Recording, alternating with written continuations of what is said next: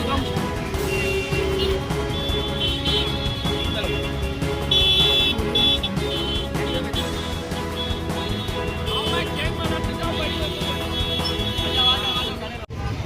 Iran की जीत की खुशी में भाई। मैं हूं सैयद जीशान, आप देख रहे हैं सत्य आज तक। नजर डालते हैं आज की कुछ अहम खबरों पर।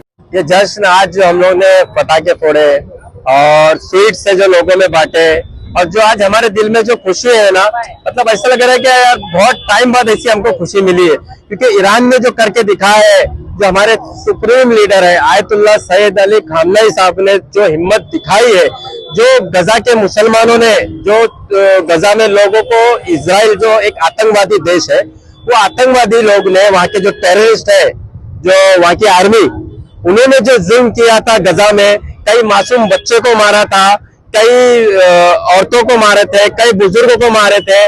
उनके बाद वो शेल्टर में गए थे तो वहां शेल्टर पे भी बमबारी की थी। उसके बाद वो हॉस्पिटल में गए थे तो वहां हॉस्पिटल में भी बमबारी की थी। मतलब वो हमास के नाम पे इजराइल ने पूरा फलस्तीन को तबाह कर दिया था, पूरे यूनिवर्सिटी, पूरी स्कूल, पूरा हॉस्पिटल।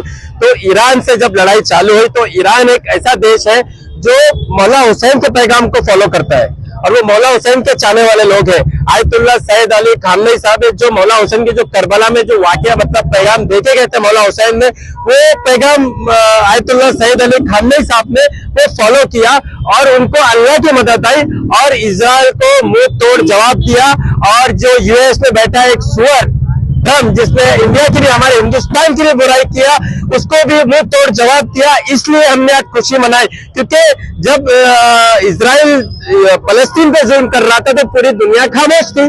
जैसा ईरान मारना चालू किया तो उनको तकलीफ होने लगी। अब वैसा हमारे इंडिया में भी कुछ तकलीफ, ऐसे लोग हैं जो समझे, बोले ना, भूख से पैदा हुए कीड़े हैं जो फलस्तीन में मर रहे थे बच्चे, तो जब उनको खुशी मना रहे थे वो, अब जब ईरान मार रहा है, इजराइल में घुस घुस के मार रहा है इन शैतानों को, उनके मिलिट्री कैंप को, उनकी आर्मी को घुस घुस के मार रहा है, तो उनको तकलीफ हो रही है। तो साथ देना है तो हक का साथ दो। आज ईरान ने करके दिखा दिया। देखो ना, आज हमारे कई मुसलमान मुल्क है जो इजराइल के चमचे बैठे हैं, उनके कुत्ते बन के बैठे हैं इजराइल और अमेरिका के। एक वाहिद ईरान देश ऐसा है जो इमाम हुसैन को फॉलो किया है और उन्होंने अपनी ताकत बता के दोनों को घुटने पे लाया है। ये जो डोनाल्ड ट्रम्प है सुअर और नेतन्याहू है जो दरिंदा, उन दोनों को घुटने पे बिठाया है। तो इसके लिए बोलते हैं, अगर इस्लाम को फॉलो अगर आप कायदे से करोगे, अच्छे से करोगे, अहले बैत को मानोगे, उनके रास्तों पे चलोगे, तो कुदरती अल्लाह की मदद आप पे आएगी और आप इन कमीनों से कभी झुकना नहीं पड़ेगा आपको। देखो, इन्होंने ना झुका ना डरा, डट के मुकाबला किया और जीत ईरान की हुई। देखो, पहली बात तो बोलो, दुआ जो मांगते, देखो मेरे भी दुआ मांगा है क्या मेरी जो उम्र है वो आयतुल्लाह सैयद अली खामनेई साहब को लग जाए, क्योंकि वो हमारे रहबर है। वो जिंदा रहेंगे तो इंशाल्लाह आगे भी हमारी जीत होगी, बैतुल मुकद्दस आजाद होगा।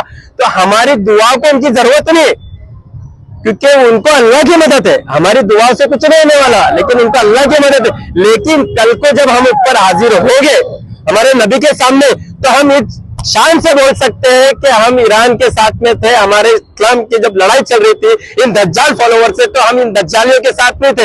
अब देख लो, आप देखो सऊदी, देखो जॉर्डन में बैठा है कुत्ता प्रेसिडेंट, उसने जितनी ईरान की मिसाइलों को इंटरसेप्ट किया है, मारा है, तो वो तो इजराइल का कुत्ता बन के बैठा है। तो हमको ये तो ऊपर हम मुंह तो दिखा सकते हैं। जब इस्लाम की और दज्जालों की जब जंग चल रही थी तो हमने इस्लाम का साथ दिया, हमने ईरान का साथ दिया, हम दज्जालों का साथ नहीं दिया।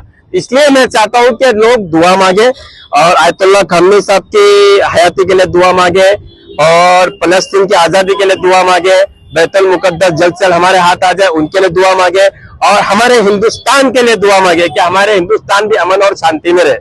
तो मैं लोगों को तो बोलूंगा कि ईरान का साथ दे। और ये अमेरिका आज हमारे हिंदुस्तान को बर्बाद कर रहा है, क्यों नहीं आज शहर लोग उठ के बोल रहे हैं क्या एक सुअर पिग वो आज हिंदुस्तान में बोल रहा है कि हिंदुस्तान सेफ नहीं है, वहां मत जाओ, वहां रेप होते हैं, बड़े बड़े कांड होते हैं, आप लोग सेफ नहीं है, क्यों आप फिर आप बोल रहे नहीं हो?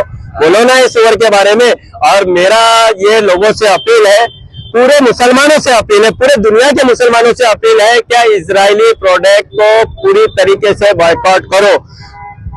200 करोड़ मुसलमान ने ही इजराइल को यहाँ तक पहुंचाया है, तो हमारा फर्ज है कि उनको वापस से उनके औकात दिखाए जैसा वो भिखारी बन के आए थे वापस हमको वैसे ही उनको देखना है और उनको वहां से खत्म करना है। और वो जो इजराइल जो जमीन है वो हम मुसलमानों की अरबों की जमीन है, ये इनके बाप की जगह जमीन नहीं है, वो कब्जा करके बैठे।